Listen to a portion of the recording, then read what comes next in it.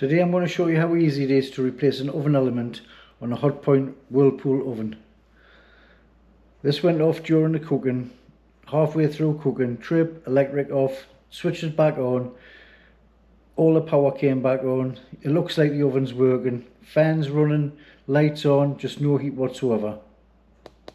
I also have to say this repair should be carried out with safety in mind. Make sure the electric is turned off at the supply and there's no chance of electric shock. Thank you. There is 2 screws to remove the panel.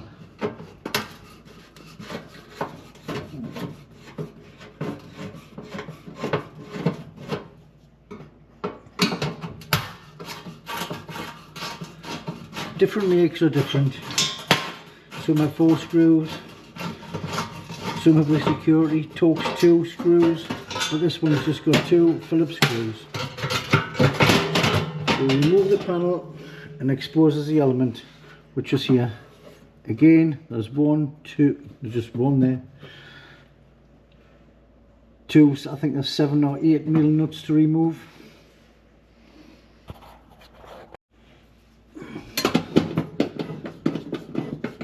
And once you've removed these 2, some cookers have got screws in. Like I said, some of them have got nuts in. This one's got nuts. But once they're out,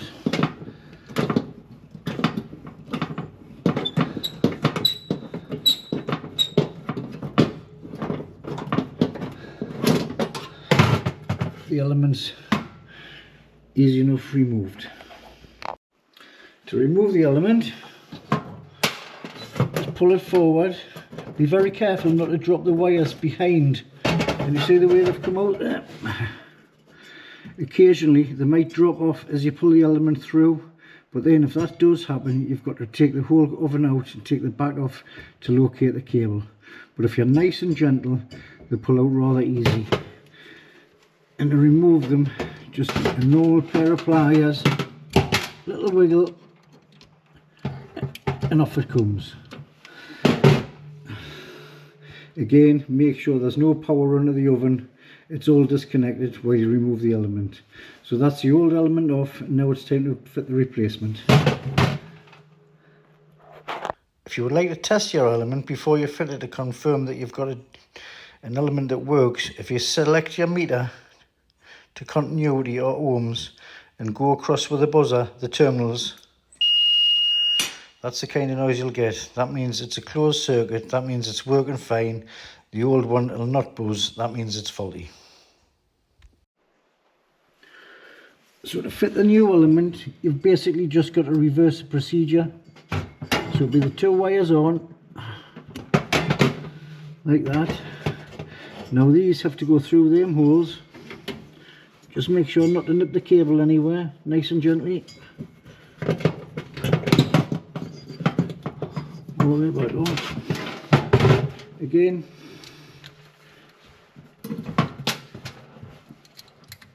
replace your screws. Refit them. So there's 1.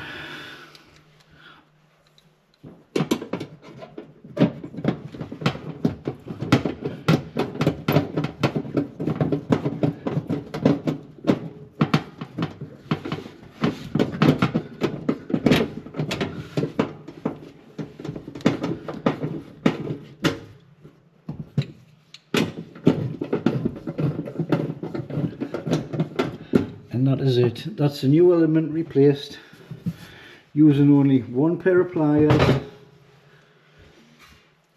a 7mm socket and a Phillips or Posi screwdriver.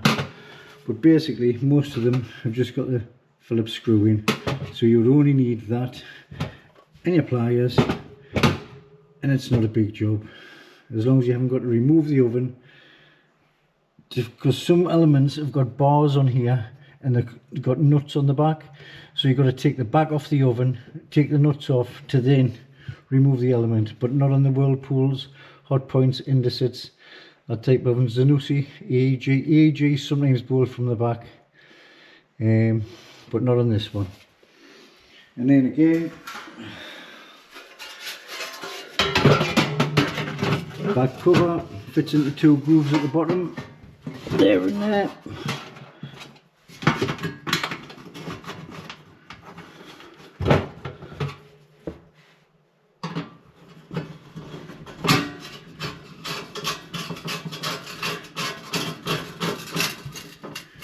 Two screws back in.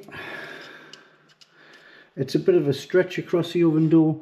You can remove the doors, but if you don't put them on correctly, you can break the doors refitting them. So if you can reach, don't bother taking the door off, but if you can't reach, you might have to. Right, it's time to give it a try.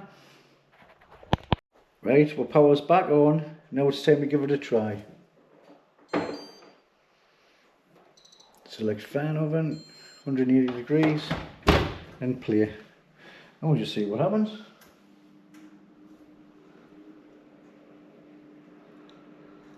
It doesn't take long to heat up. You can basically tell within 20-30 seconds. You can start smelling it if it's starting to heat up okay. Let's see. Yep, starting to heat up already. It's only been on 32 seconds, if that. You get a little bit of smoke at times. That's just off the new element.